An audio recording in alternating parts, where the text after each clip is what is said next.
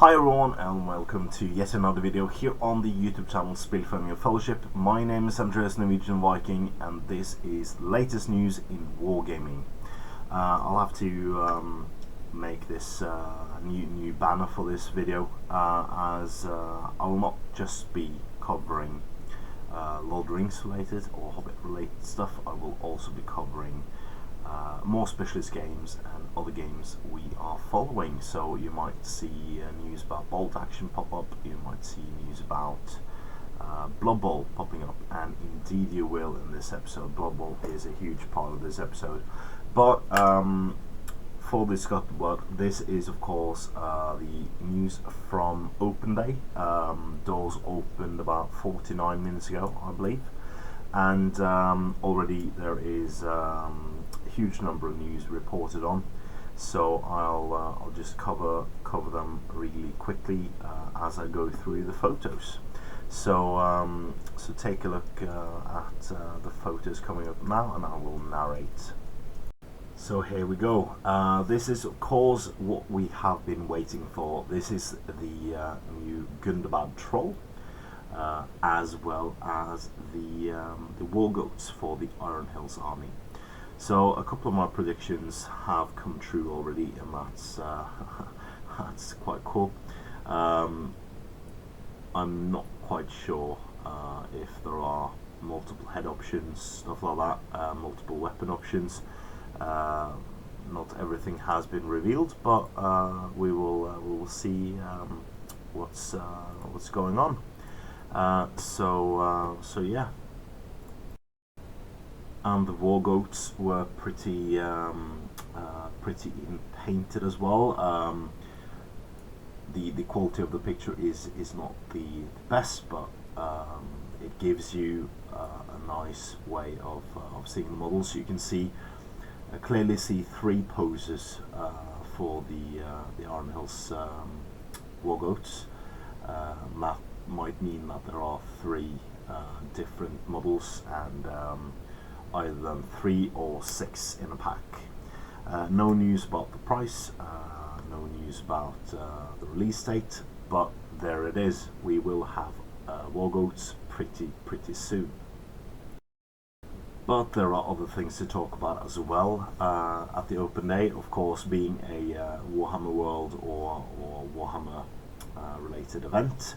The already 2 event only miniatures are back for sale. You have the Defenders of Rohan and the Final Fatal Witch King, but you also got a new kit up, and that is of course the Ambush at Amon kit, originally released in 2002 it would be 2002.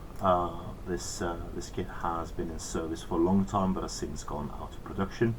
And it seems this is the way that Games Workshop will reintroduce the model to the public. You have wonderful models such as Lutz with a bow down, one of the most iconic Lutz posters. You have a wonderful Aragorn miniature, as well as Merry and Pippin being dragged away by Uruk-hai. And it is just a wonderful kit. We don't know exactly if it will be available at just at events like the Defenders of Rohan and Final Fatal Witch King, but we know the price will be £48, the same price as Defenders of Rohan, and it might be going on general sale, or it might be an events exclusive model. We just don't know at this time.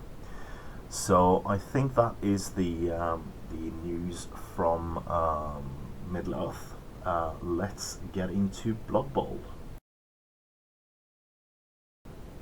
So the first picture popping up is of course the new Dwarf Death Roller, and it looks fantastic. It looks huge.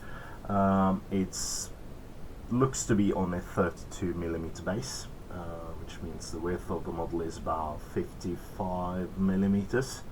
I would hazard a guess, 55 to 60mm, and it's just an iconic model, really. It's so much better than the one that is dragged by the Death Roller released in 2005, 2006. And I'm sure Wild will be extremely happy about this model. Next up, we have a bunch of new star players on new. This is old ones, of course. The first picture you saw was Morgan Thorg, a hazard guess. Next we have Varg Guldschuer, Griff Olberwald, and lastly we have the Forge-Old Warhammer World exclusive Grack and Crumbleberry, so Halfling and Ogre. And these models look simply awesome. They have captured the old style aesthetic of the models, as well as bringing them to a new light as well. So Varg Guldschuer will be a surefire add-on to my force, as well as Griff Olberwald, Grack, and all the others. So they look quite cool indeed. Next up we have something a bit special. This is a new ogre, generic ogre for the human Blood Bowl teams, as well as the others that can take ogres in them. But this is a plastic model. It is a plastic sprue, as shown on this next picture. And that means that Forge-Old or the Specialist Games team won't just release teams in plastic.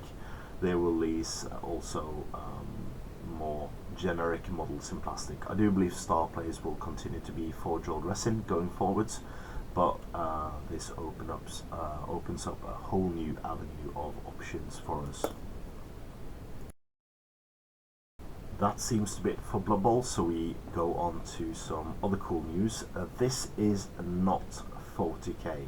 This is Adeptus Titanicus, a old school game brought back to the fold eventually, which will feature, I believe it is 8mm models. So this should be 8mm scale. And they size down the models from the original CAD casts from or CAD sculpts from Forge-Old, and then reprint them in a smaller scale. And looks to be Titans. The old one was of course Titans against Titans and some support personnel. And this is artwork or digital artwork from that game. So this seems to be the final entry into this installment. Probably going to have more on the open day, as all the news are assimilated. But this is some wonderful work in progress, unreleased miniatures on display from Games Workshop. So you have the wonderful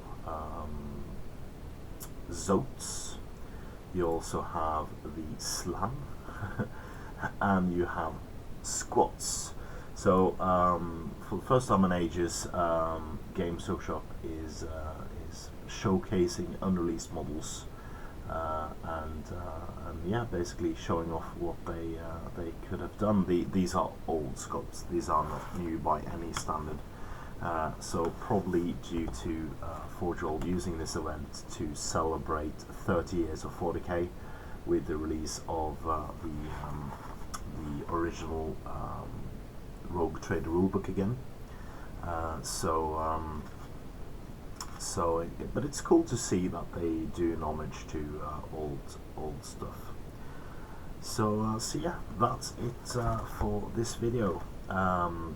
Please don't forget to like a video, share it, and comment.